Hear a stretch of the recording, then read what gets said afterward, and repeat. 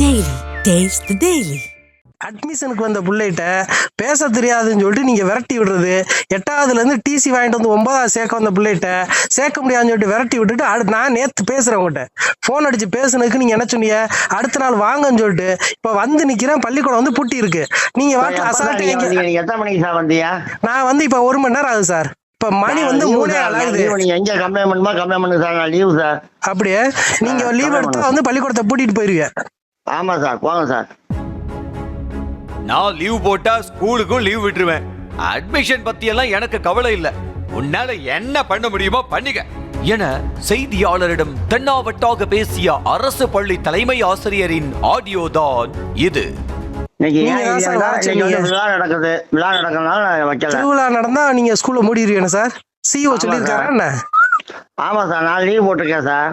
உங்களுக்காக அட்மிஷன் எதுவுமே நடக்க கூடாதா இங்க? நீங்க எல்லாமே முரண்பாடா பேசுறீங்க. என்ன சார் நீங்க கல்வி அதிகாரி மாதிரி பேசுறீங்க? ஒண்ணும் நீங்க யார் சார் நீங்க?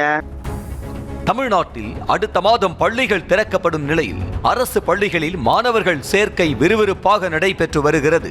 இந்த நிலையில் ராமநாதபுரம் மாவட்டம் செல்வநாயகபுரம் பகுதியில் உள்ள அரசு மேல்நிலை பள்ளியில் பெண் ஒருவர் தனது மகனை 9ஆம் வகுப்பில் சேர்த்துவிட சென்றுள்ளார். இதற்காக அப்பள்ளியின் தலைமை ஆசிரியர் முகமது ஃபைசலை சந்தித்த நிலையில் எடுத்த எடுப்பிலேயே உன் பையனுக்கு சீட்டு கொடுக்க முடியாது என மறுத்ததாக சொல்லப்படுகிறது.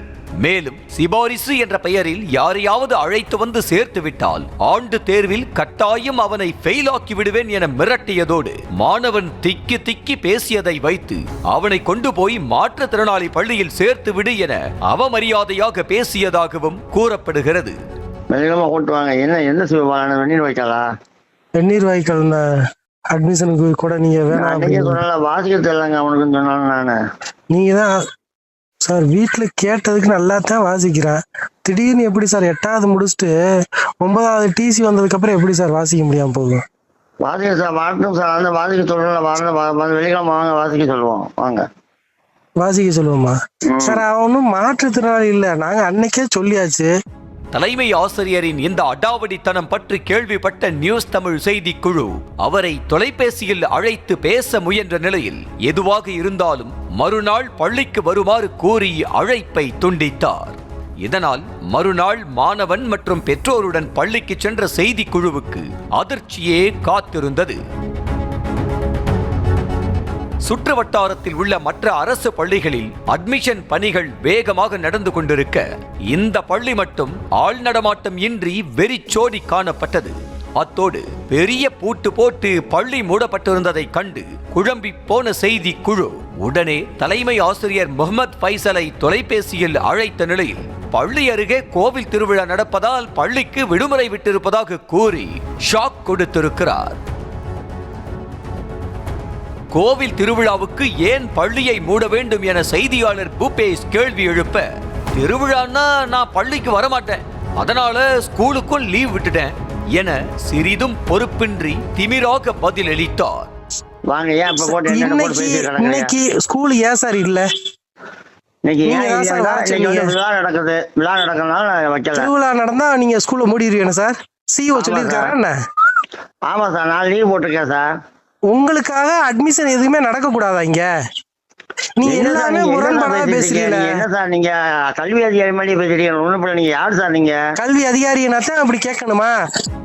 அத்தோடு மாணவனுக்கு சீட்டு கொடுக்காதது பற்றி பொது விளக்கம் கொடுத்த அவர் மாணவனை பார்த்தால் 35 மதிப்பெண் எடுத்து தேர்ச்சி பெறுவான் என தோன்றவில்லை, அதனால் தான் சீட்டு வழங்கவில்லை என கூறி பகீர் கிளப்பினார்.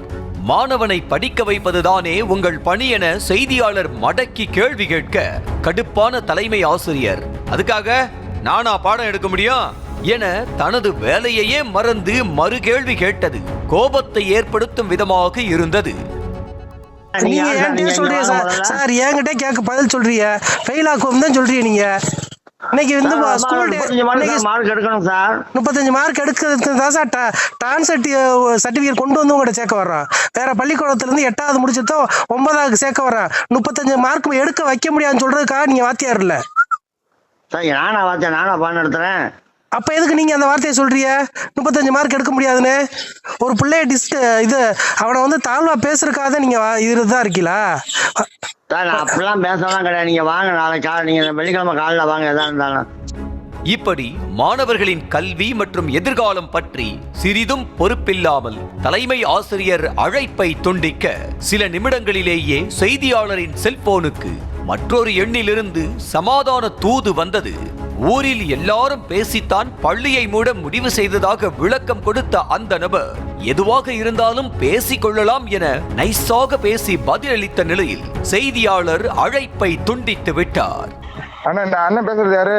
இந்த முதல்வர் சொல்லணும் ஹெச்எம் ஏதாவது பேசலாம் சொன்னாங்க. நான் உமேஷ் சந்திரன். அண்ணா உமேஷ் பேசுறேன். உமேஷா? என்ன பேப்பர்ல? நியூஸ் தமிழ். நியூஸ் தமிழா? அதான் ஏதாவது சொன்னதா?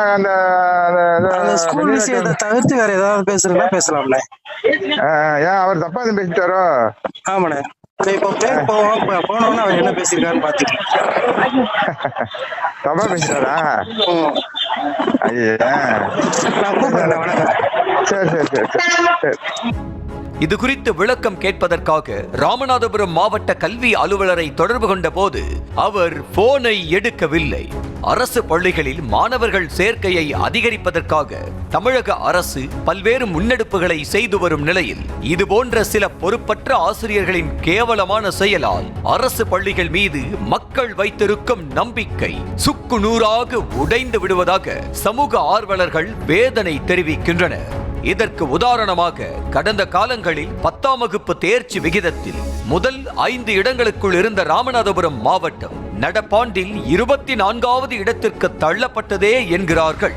தாய் தந்தைக்கு அடுத்த இடத்தில் ஆசிரியர்களை வைத்து மாணவர்கள் அழகு பார்க்கும் நிலையில் அவர்களை பற்றி சிறிதும் கவலை கொள்ளாமல் அட்டெண்டன்ஸ் போட்டோமா சம்பளத்தை வாங்கினோமா என கடிவாளம் போட்டு கொண்டு திரியும் இது போன்ற ஆசிரியர்களை களையெடுக்க வேண்டும் என்பதே அனைவரின் கோரிக்கையாக உள்ளது. நியூஸ் தமிழ் செய்திகளுக்காக ராமநாதபுரம் மாவட்ட செய்தியாளர் புபேஷ் சந்திரன்.